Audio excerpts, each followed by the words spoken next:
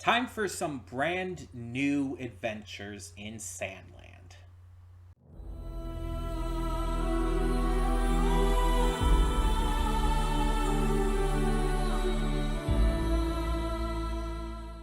Hey everyone, welcome to Princess Gay. I'm your host Connie, and today we are here with episode 7 of Sandland. And this is exciting, but also it makes me nervous. I'm nervous-sighted because this is one of the last new things that Akira Toriyama worked on in his life. Not just this series, but especially the second half to this series.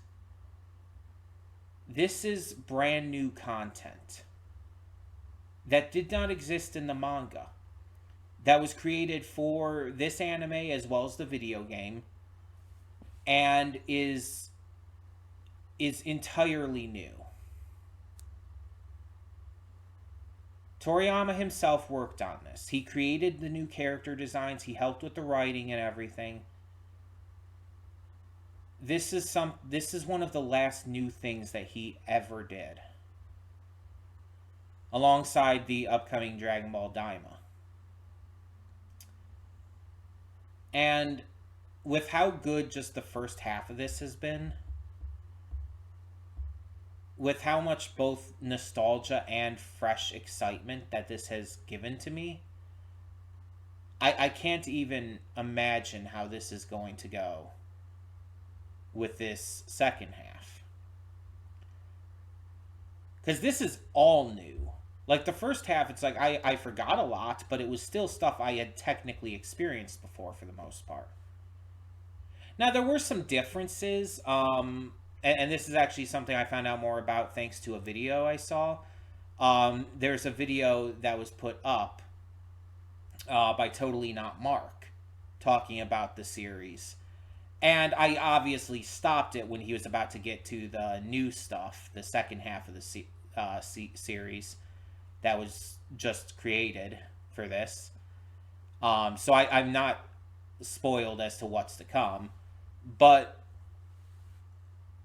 he did reveal some interesting things, that there were changes made between this adaptation and the original manga, which just makes sense. I mean, it's an adaptation. One notable change being Beelzebub getting the last hit on Zeu and sending him flying off Team Rocket style. That was not how it ended in the manga. He didn't very much specify, but it was very implied, and I didn't go back and check the manga to be fair, but he made it come across like, oh no, Rao just, shot and killed him. Also, there was only one insect man in the manga. There wasn't this entire group of them. And a lot of the climax was also just completely new stuff. Which again, it makes sense. It makes sense that they would build on that. And again, Toriyama himself was directly involved in it, so it's not like it was just a random decision out of nowhere that shits on Toriyama's works and stuff. It was something he actively chose to let be done for this series. And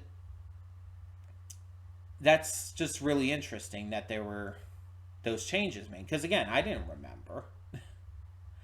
It's just not something that I would remember from that long ago. But yeah, it's really fascinating. And with that, I also found out that these first 6 episodes were originally released as a movie late last year. And when the series came out, they took the movie, turned it into the first 6 episodes, added a couple extra things just to, round it out. And so it's basically the exact same content. You see footage from the movie, it looks exactly the same as the footage from this series. Now,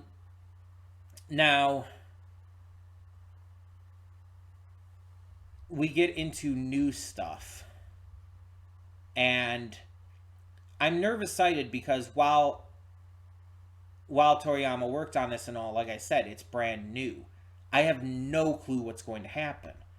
I've seen like a couple of the character designs and whatnot, but that doesn't tell me any context. I've just seen character designs.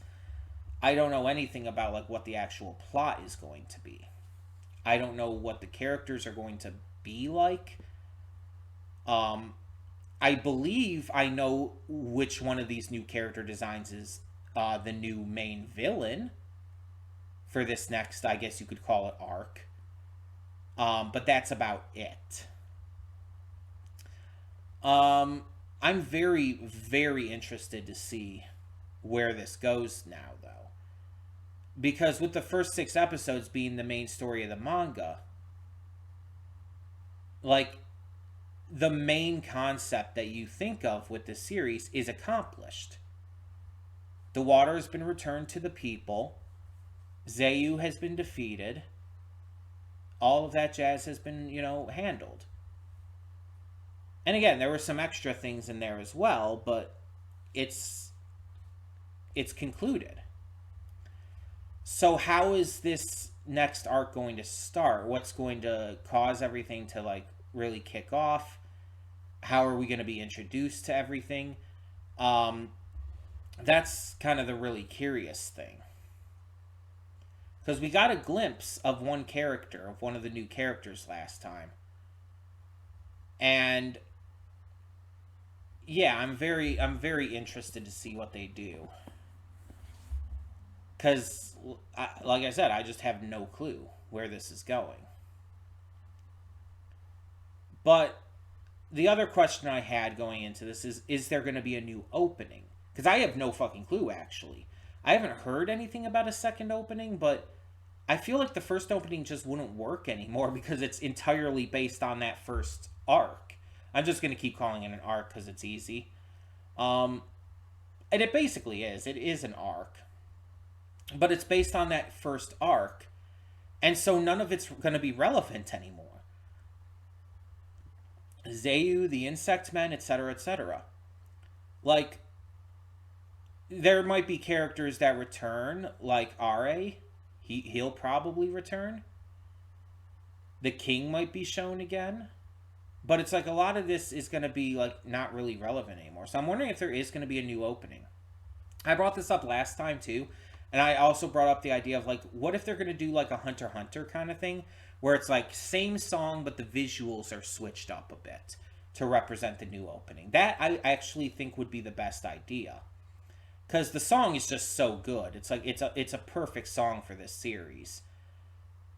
But switching up the visuals to represent the new arc would be amazing. It would fit. And you wouldn't even need to do a lot. You could have most of the opening remain.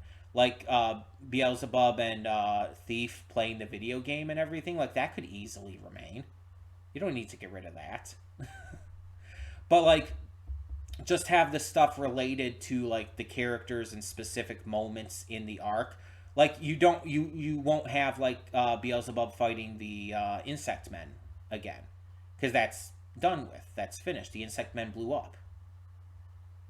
So you would have something else during that spot in the opening. Maybe having Beelzebub fighting some other enemies.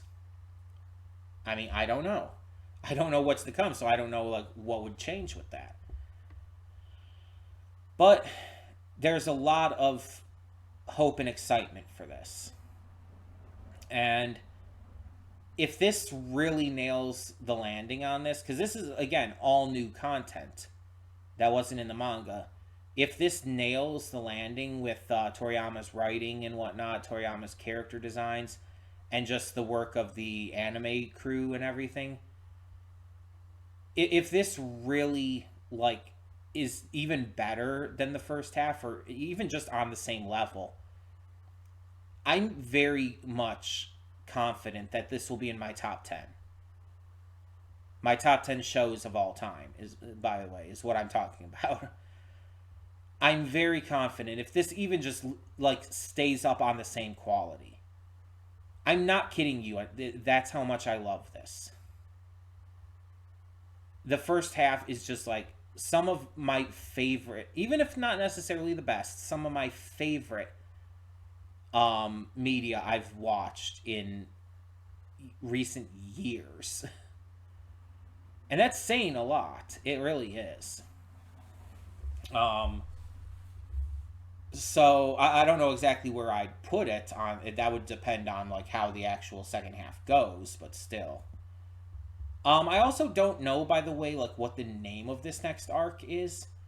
Um, I don't know what the technical name of the first arc is.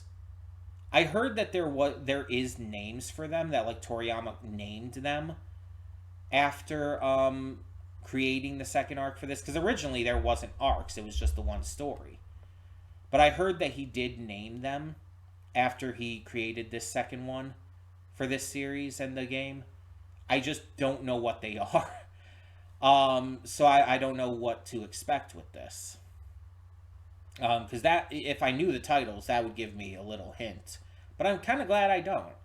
Glad I'm going into this as blind as possible. Um, but before we get this going, I do want to mention that there is a lot of great content to check out on the channel.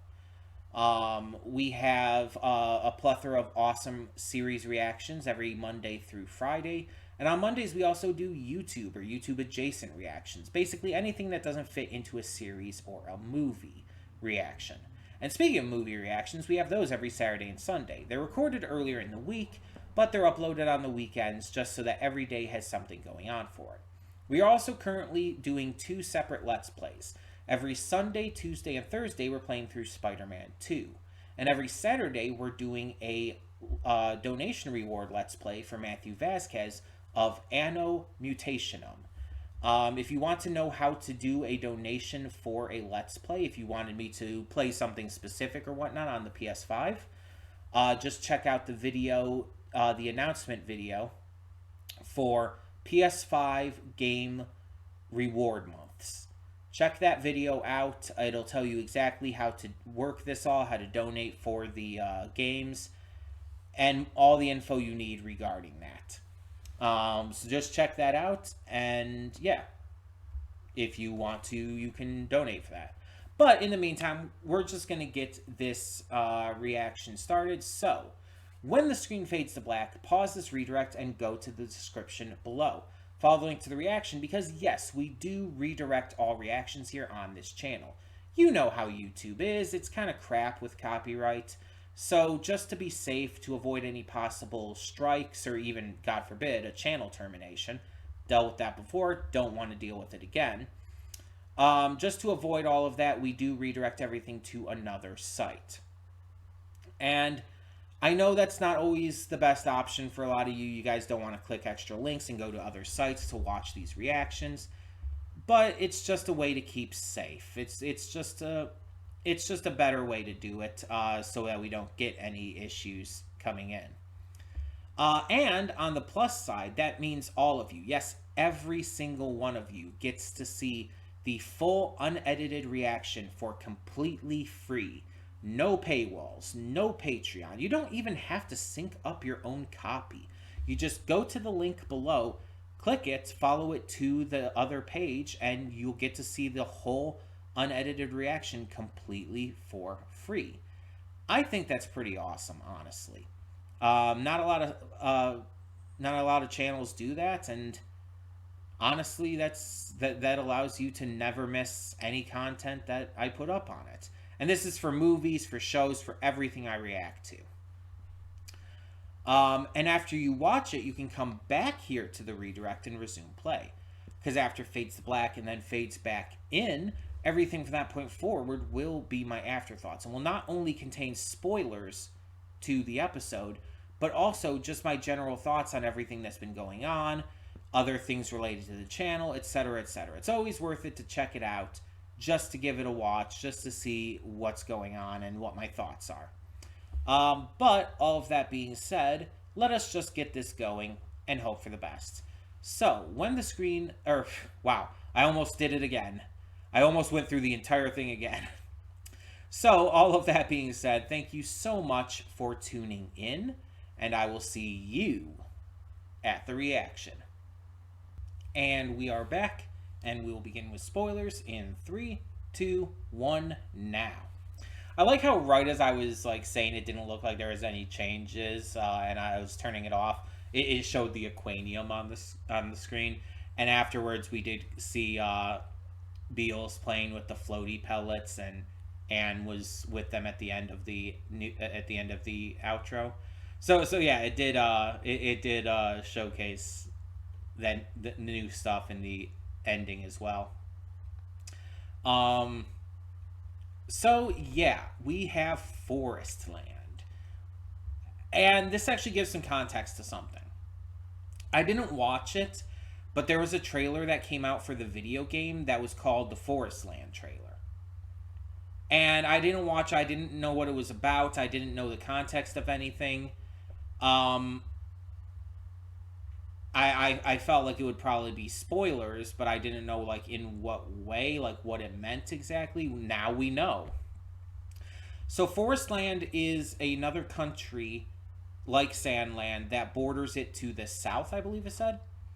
And unlike Sandland, which is this big old desert and everything, Forestland never had like the drought and the lack of water and resources that Sandland had due to the king and Zeu.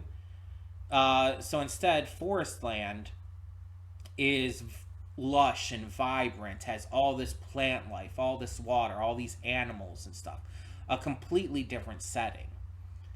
And it's run by Bread, who they say Commander General. I don't remember what they said was his position. But Bread, very much going in with the kind of naming pattern that Akira Toriyama has become known for with Dragon Ball, is working alongside an angel named Muniel, also known as Muniel the Hero. And we get to see a little bit of Muniel here, and we see that he seems to hate demons and everything, but he's kind of a bit of a petulant child, just like Beals, and seems to not really be good at what he's doing at all. So I'm kind of curious to learn more about him. Why doesn't he have wings? Why is he not powerful? Like, his staff is basically a less powerful version of Nami's Climb Attack from One Piece. It's actually kind of sad, really. And it makes me wonder, like, what is his deal? Why does he seem so weak? Now, him and Bread are planning on using this volatile substance called aquanium, which was the same substance used to nearly genocide the Peachy people by Rao, formerly General Shiva, in the past. This was just the very shit that caused all of these problems back then. And now they're in the possibility of causing all these problems again with shit from the war being brought in and everything. It's basically a continuation off of lore and stuff from the first arc, while expanding upon it and showing that, oh yeah, there's still assholes around who want to simulate the kind of shit that happened in the past and bring back all of this terrible crap that was a problem before. It's very much one of those cases of people who refuse to learn from the past are doomed to repeat it. And we're seeing that they have definitely not learned from the past. I don't know what Muniel is doing there, why an angel is working with Bread. Maybe to become more powerful? That's the only thing I can think of. But they are definitely our bad guys. And then we have Anne, a new hero to join our friends, and a member of a resistance, the Forestland Resistance, trying to fight against General Bread and his tyranny. And she had stolen at least some of the aquanium and was trying to get away from it, but the robots, presumably under Bread's control, were chasing her to get it back. Didn't seem to care what actually happened to her, just wanted the aquanium back. So we're getting to learn more about her. She's a mechanic, and a pretty good one according to her.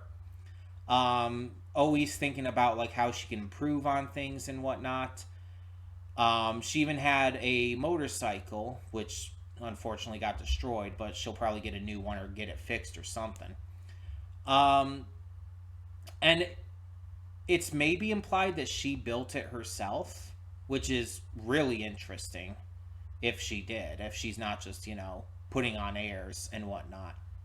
If she is actually that good of a mechanic, that could lead to some really interesting things for the game, honestly. Because the game is definitely going to have stuff that would be cool for. Like bring her into the party, she could maybe do a lot of like mechanic stuff for different tanks and bikes and whatnot. I've played a little bit of the game with the demo, but you didn't really get to experience much, and you didn't see anything with her in it. Um, so yeah, very interested to see more of what her character is like. And then when I eventually play the game, I'm very interested to see how that all goes down with like what her skills would be in that and everything. Uh, but yeah, the opening was updated, and it was updated in the way I wanted it, but I was kind of hoping maybe a little more of it would be updated. Like if I go back and look at this real quick, I'm gonna pause it to you, or I'm gonna mute it rather. If I go back to this, when it first starts, the only real change is that you see that Anne is with them. Like in the scenes where it's showing all the demons at the canyon hanging out and playing video games and stuff, you see Anne is with them. But then it just kind of goes right back into what we've seen in the first opening. You see the sand dragon that was there and everything. And it's showing everybody doing the same stuff. The only difference is Anne is there now. That is literally the only change. It's basically they just added Anne in while everything else around her is not really reacting to her in any way. It's just she's just there. You see the Kyubi playing cards with Rao, and there's two new cards, I believe, from what I can tell. We see Anne is the Five of Hearts, and then the Five of Spades is this older looking guy with goggles and a beard. He's definitely not someone who was in the first half. He's not like one of the swimmers or anything. I can't tell who he's supposed to be. Um, he might be part of the resistance. That's the only thing I can think of. But we still see the Five of Diamonds is Rao. The Five of Clubs is uh, Thief, and Joker is still Beelzebub. So they're just changing kind of some of the stuff, like not really in the background, but like minimal changes. Nothing like really major or anything that like really like affects how the opening goes in any way. Again, most of it is pretty much the same. Like you even see like here Rao's trauma, though we actually now know why Rao's trauma still is actually relevant, because the aquanium is extremely relevant to his trauma. So that actually fits still being in the opening. It shows them all doing the music scene with Beale's breakdancing. You see the swimmers in the scene, but Anne's not in that shot. Okay, the next shot, we see the old guy there. He's like sitting on the box and playing it like a drum. That is a thing that people have done and everything. You see Anne dancing around. Then it goes to Beale's beating up the insect men and everything, and that's all the same as it has been. And then there's the last shot. It shows Beals. Then it shows a flash of General Bread giving command. It shows Thief. Just a second here. Shows Thief dancing, and then it shows Muniel standing there like in a heroic pose with a nice face, but it like the camera turns and his face gets more twisted and evil with darkness like coming up behind him. I think Muniel is the main villain of this arc, more so than Brad. We see Rao and Beelzebub again. And then it ends just showing the group shot that goes into the entire hourglass and the shot of them riding in the tank. So yeah, most of it is the same. It just shows like brief little glimpses of new characters and stuff, but that's about it. It's very minor changes. I wish that more stuff was different. Like maybe it showed Forestland in the opening, or showed like instead of the insect men having some other battle happening during that scene. Um, it's not bad changes. It's kind of what I wanted, but I just wanted more differences to it than what we got. But hey, I can't complain. I basically got what I wanted, just not to the degree. That's still fine. I'm still good with it. Um, but yeah, the two character designs that I knew about were Anne and Muniel. Anne obviously came in at the very end of last episode and everything. That was a setup for what's to come. She seems pretty interesting. I feel like there's been characters like her in other works that Toriyama's had a hand in, like Dragon Quest and whatnot. Um, and she kind of reminds me of like certain aspects of like original Dragon Ball Yamcha and Bulma in a weird way, if that makes sense. Um, and then we have Muniel, who is the one that I assumed was gonna be the main villain based on. I saw like I saw the character design and I saw like a specific like shot from the game of Muniel laughing, and it's like, oh, that's a villain laugh. I feel.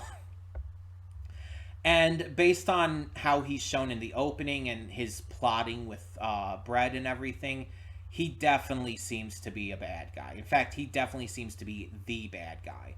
Especially with the fact that he's an angel. The fact that he's an angel seems to be kind of the big reason why he's got to be the main villain to me. More so than just, Commander Brad, who's just like, a guy. A dangerous guy, but he's just a guy. I feel like Muniel's probably using him, if I had to guess, in order to gain more power. Because it has to be power. Because Muniel is so fucking weak. But he does have some interesting abilities that if they got more powerful, I'd be very interested to see how they're utilized. Such as the ability to control the bodies of others. That could be very dangerous. The entire weather staff thing is kind of silly, but I'm not opposed to the idea. I mean, obviously, I like Nami in One Piece, so um, it'll be interesting to see how this stuff is utilized. I also like that Rao was unsure about getting involved in all of this at first because of his past with Aquanium.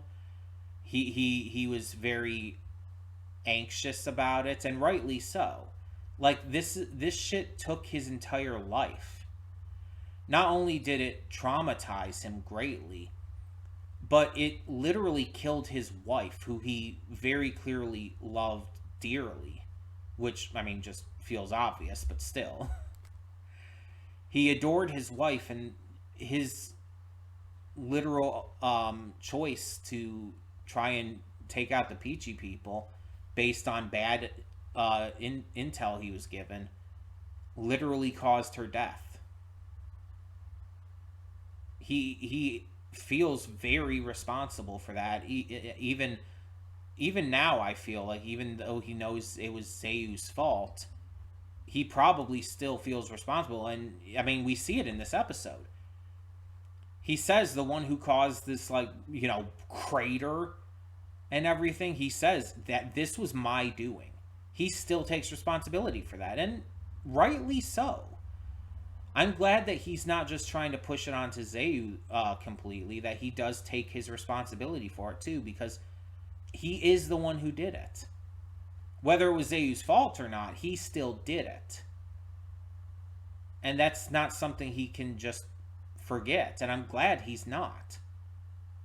I also like seeing that RA is still like completely on their side, willing to help out and everything.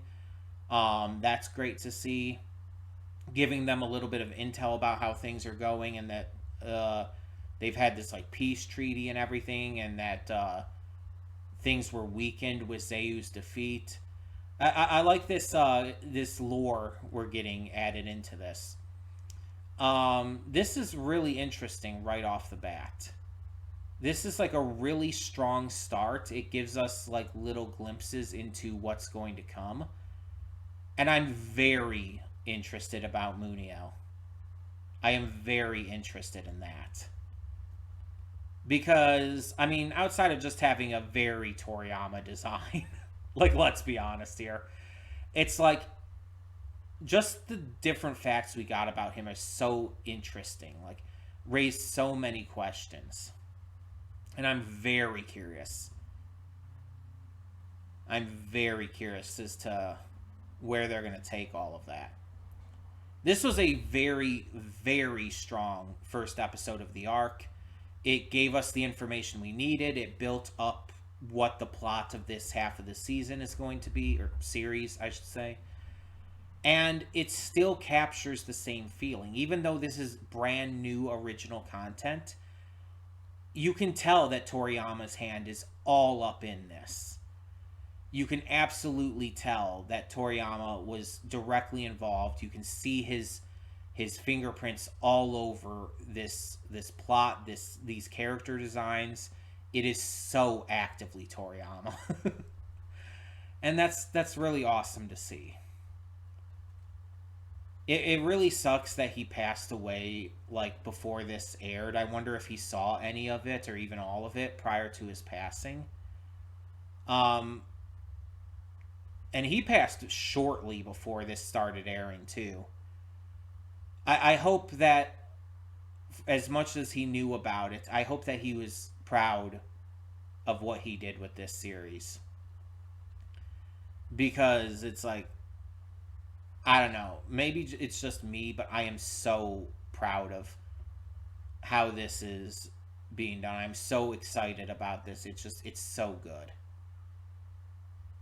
I say I'm so proud as if it's like I had anything to do with it. But you know what I mean. Like, I've said it before, I'm a very casual fan of Dragon Ball. It's like there's a lot that I do like about it, but there's also a lot that I don't. And so it's been something that I've enjoyed and everything in the past. It was one of my first anime, but it's not something that I'm a huge fan of, like a lot of other people are. Like, totally not Mark. I'm definitely not as big a fan of Dragon Ball as he is. Though I don't know if anybody is, if I'm being honest. Like, totally not Mark might be one of the biggest Dragon Ball fans out there. um, but yeah, I've said it before. I'm gonna say it again. This, in my opinion, is Toriyama's best work. It feels so much more like just, how do I put it? Like precise, if that makes any sense. It feels more precise than Dragon Ball, the Dragon Ball franchise as a whole. It feels like a lot more effort and work was put into it and it feels in a lot of ways more complete. Dragon Ball is a very different series, obviously. These two series are very different, and they appeal to different things. And for me, I've said it before, story and characters are always my big two things for my biggest appealing factors for any series.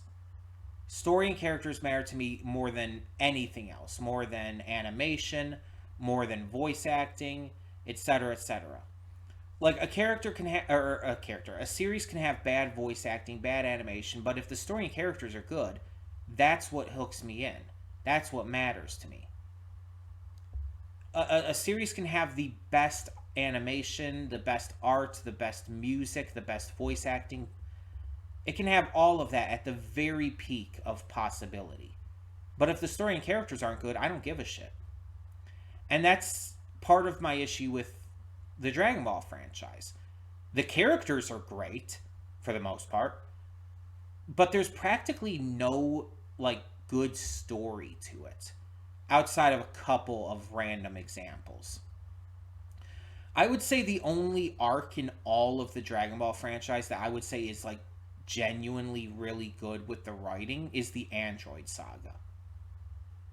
The Android Saga, in terms of the story, is the only one that I truly feel is peak with the series. Everything else is just kind of subpar, in my opinion. Of course, it's all subjective, but yeah, I don't feel like anything even slightly lives up to that in the original Dragon Ball, in Dragon Ball Z, in Super, GT, any of it. Dragon Ball's biggest plus has always been its action and its characters. The story has always been lacking.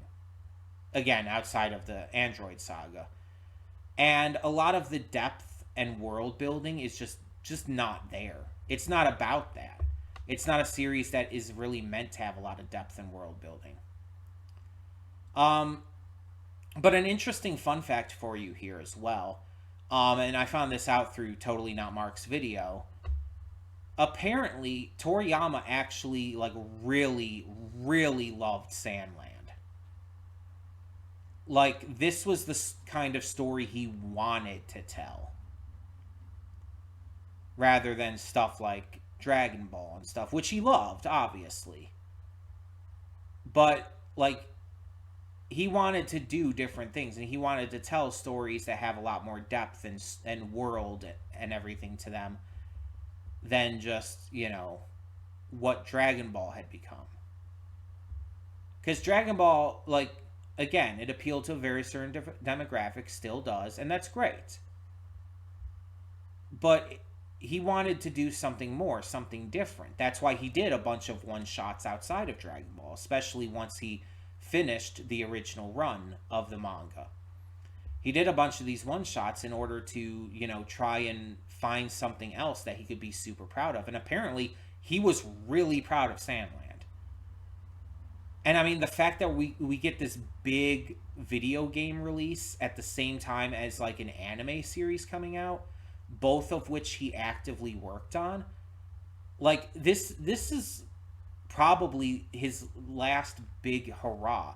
Something new that could be big for him to really make a different kind of mark on these industries other than just, the one that's already been made.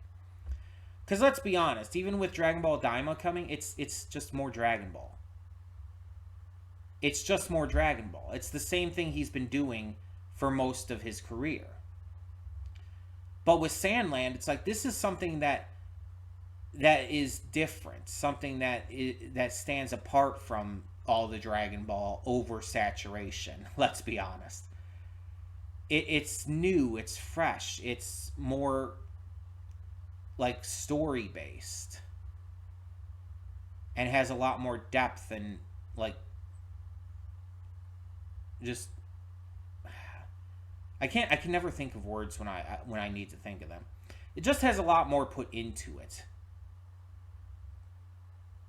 Like I just really appreciate how much was clearly put into this, how much passion and desire for something new and different than just the stuff he's always done.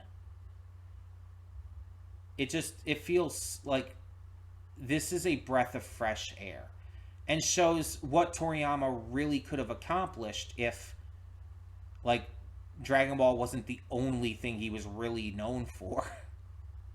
If he had been able to branch out a lot more often and a lot sooner, like you can see the amount of like really high quality stuff he could have put out. It's crazy to think about how much like more he could have done. And I'm just so excited and happy for this last arc, this brand new arc of content that's going to just be something fresh and exciting and have so much depth and intrigue put into it. This is the kind of shit I wish we saw more from Toriyama outside of just endless Dragon Ball stuff. And I can't wait to see what he did with it. So tell me in the comments below what you thought of this first episode of the second and brand new arc of Sandland. What do you think about all this setup for Forestland and Muniel and Bread and all? Let me know your thoughts down below. And obviously no spoilers if you've started playing the game, because it is out now. No spoilers if you've seen the entire series so far. Just no spoilers. But before we go, I do want to briefly mention once again that we have a lot of great content for you to check out on this channel. Every Monday through Friday, we have a plethora of awesome series reactions. And on Mondays, we also do YouTube reactions or YouTube adjacent. Anything that doesn't quite fit into shows or movies. And speaking of movies, we have movie reactions every Saturday and Sunday. They're recorded earlier in the week, but uploaded on the weekend so that every day has something going on for it. We also have 2 Let's Plays going on currently. First, on Sundays, Tuesdays, and Thursdays, we're playing through Spider-Man 2. A lot of great fun. There's some audio issues in parts 1 through 9, especially 5 through 9. But we're past that point currently. And parts 10 and forward will have no real audio issues to speak of. On Saturdays, we're also doing a Let's Play of Anno Mutationum, a donation reward Let's Play for Matthew Vasquez.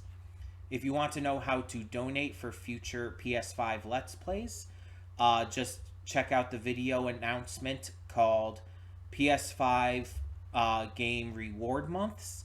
You should be able to find it pretty easily by doing a search on the channel. And yeah, all info related to that and how to donate for that is listed there. Though if you want to just leave a comment down below asking about it or asking me on the Discord server, even if just via a direct message there, please feel free. You're allowed to do that as well. Just wanted to link you to the video because it does have, or let you know about the video because it does have all the info there as well. But all of that being said, as always, thank you so much for tuning in. And for now, I'm Connie and I'm signing off. See y'all next time.